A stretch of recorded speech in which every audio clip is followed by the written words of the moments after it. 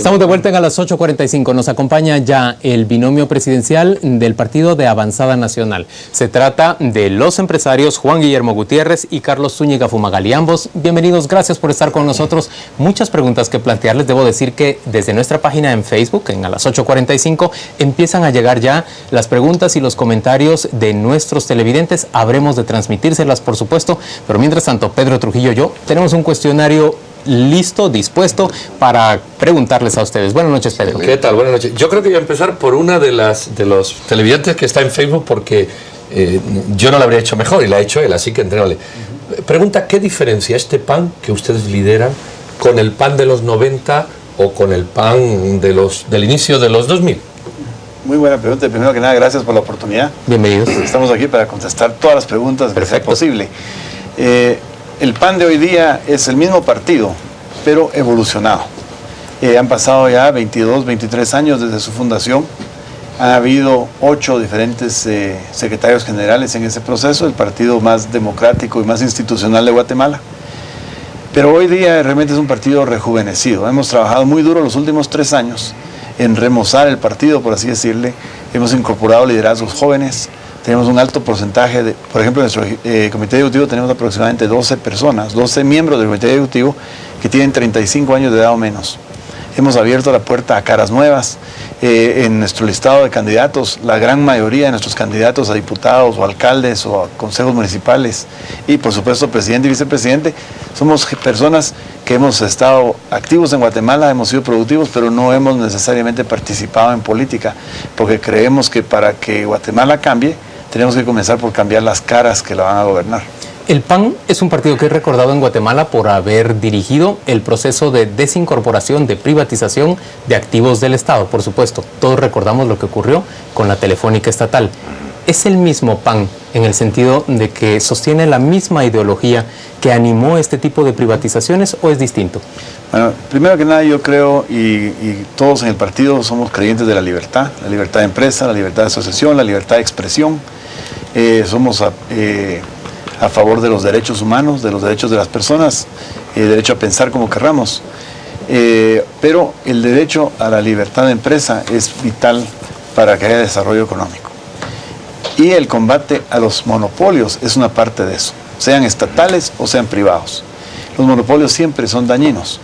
En el caso de las privatizaciones, para empezar, vamos a hablar de los 2 casos más dramáticos. Uno que funcionó, aunque tal vez haya habido dudas en su proceso, pero cuando vemos 13 años después que sí funcionó, es el tema de la telefónica. Hoy día en Guatemala todos tenemos teléfonos. Recordemos, en los años 90, conseguir un teléfono para la casa era virtualmente imposible. Hoy día todos tenemos teléfono, hasta varias veces, varios tenemos 2 teléfonos. Y el costo de la telefonía en Guatemala es uno de los costos más baratos en todo este hemisferio y quizá en el mundo. ¿Y le parece que hay suficiente competencia en ese mercado? Bueno, los precios son competitivos y bajos, los servicios son buenos, que podría haber más competencia, por supuesto. Si hay alguien más que quiere competir, debiera de ser permitido e invitado. Por otro lado, tenemos el caso de la electricidad. En el caso de la electricidad funcionó al contrario, porque la distribución eléctrica se ha convertido en un monopolio ahora de carácter privado, y el costo de la electricidad ha subido desmedidamente a un punto en el que ya mucha gente no puede pagar la luz. En el interior hay que pagar 45 quetzales, por ejemplo, por foco. Y la gente no puede pagar eso. ¿Usted revertiría ese proceso de privatización o cómo abordaría estos reclamos que tiene usted razón? Se plantean en buena parte del área rural respecto del costo de la energía. El tema de la distribución de la energía eléctrica es tremendamente complejo, porque no es como vender carros o vender comida a otro donde cualquiera puede entrar.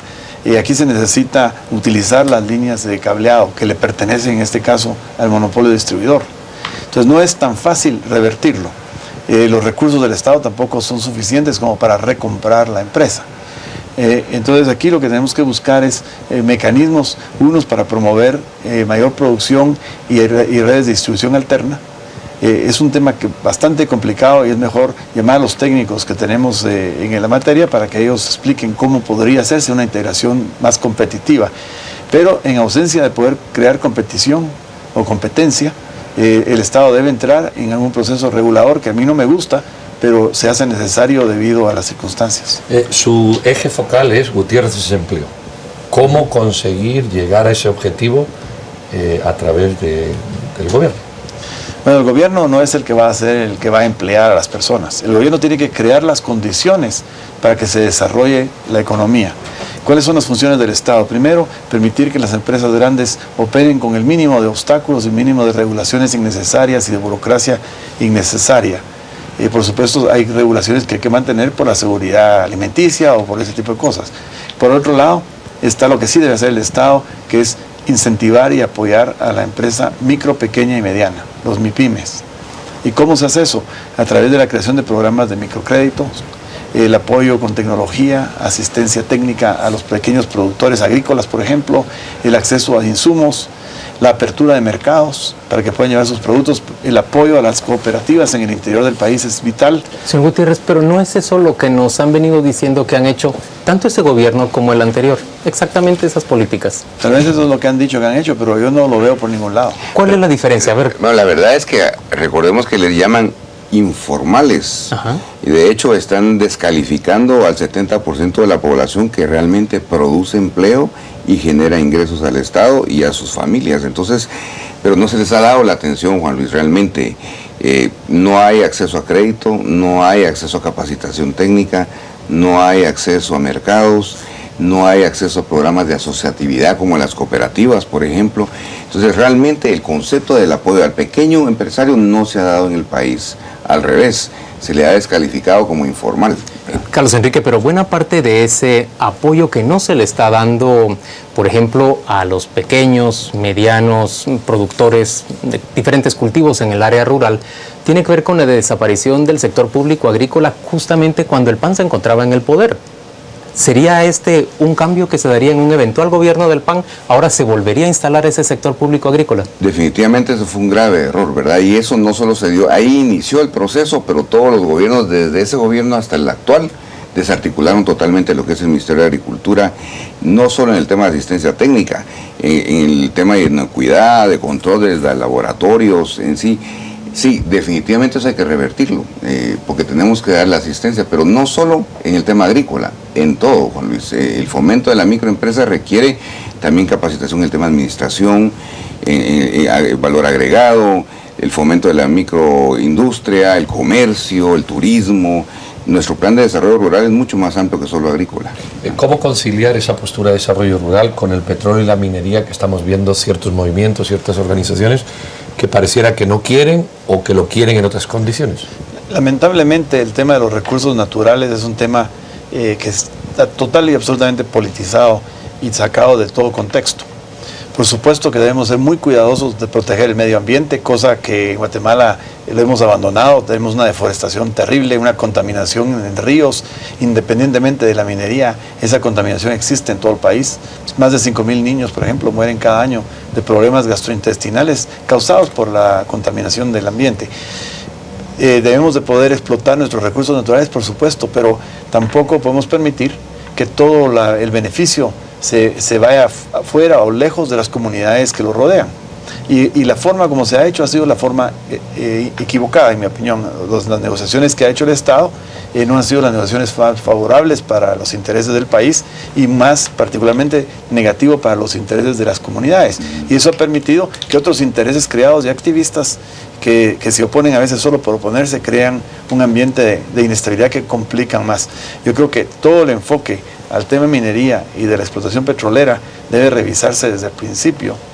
Y debemos ir a ver cómo lo hacen en otros países. No tratemos de inventar. Hablemos de regalías.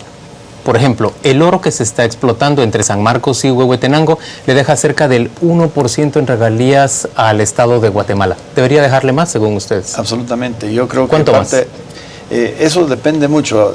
Hay diferentes procesos de negociación. Yo he estado observando cómo funcionan en otros lados.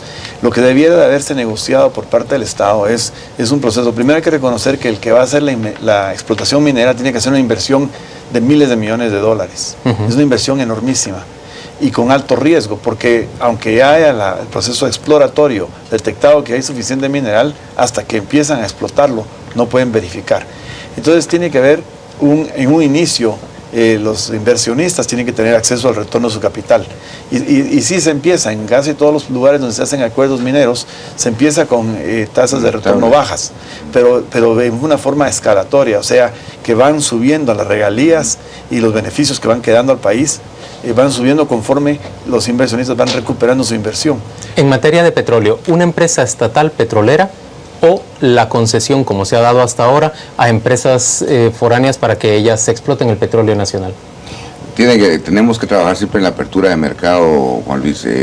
En ningún lugar del mundo la centralización de la economía ha funcionado, y nosotros somos totalmente, apoyamos a la libertad de empresa. Que conste que no estamos hablando del mercantilismo, estamos hablando de la libertad de empresa y la libre competencia. Por ejemplo, Guatemala no tiene una ley antimonopolio, es el único país de Centroamérica. Justamente un punto que estaba anotado acá. Lo primero que tenemos que entrarle a eso, ¿verdad? Es lo mismo que cuando hablamos de la corrupción. ¿Para qué nos serviría esa ley antimonopolio? Para abrir el mercado, para que hayan oportunidades de mucho más generación de empleo y también mejor calidad de productos a un menor costo, porque la competencia beneficia al consumidor. ¿Estamos con las concesiones público-privadas como un elemento que cuenta el Estado para no utilizar muchos recursos y ser más eficiente? Sí, bueno, primero que nada, siguiendo en ese alineamiento de lo que veníamos hablando, creo que también tenemos que considerar la carencia y la ausencia en Guatemala de un verdadero mercado o sistema financiero. Nosotros tenemos un sistema bancario, no tenemos un sistema financiero. O sea, no hay un mercado de valores, no hay un mercado de capitales donde se pueda juntar los capitales de múltiples fuentes, nacionales y extranjeros, para poder crear una compañía nacional, por ejemplo. Una compañía nacional no tiene que ser del Estado, debiera ser de inversionistas. Hoy en día en Guatemala, por ejemplo, muchos jóvenes profesionales, abogados, por ejemplo, lo que sea, ya tienen su vehículo, ya tienen un buen carro, están contentos, están pagando la hipoteca a su casa, etcétera, y les sobra algo de dinero. Si les está yendo bien, ¿en qué lo pueden invertir? Simplemente lo tienen que poner en el banco al 2%. Y luego el banco le entrega esos fondos al Estado. Una inflación del 7%. Le entrega esos fondos al Estado y el Estado le paga 9%, 8%. Pero si reformamos el sistema sin dañar el sistema bancario, al contrario, hay que fortalecerlo, pero si lo expandemos a un sistema financiero verdadero, un mercado de valores verdadero, donde se pueda generar las compañías públicas, donde la gente pueda comprar invertir su dinero y ganar más, donde se puedan comprar y vender bonos, por ejemplo. Queremos preguntarle, señor Gutiérrez, cómo se va a lograr semejante maravilla, pero tenemos que hacer una pausa comercial en este momento. Volvemos dentro de muy poco.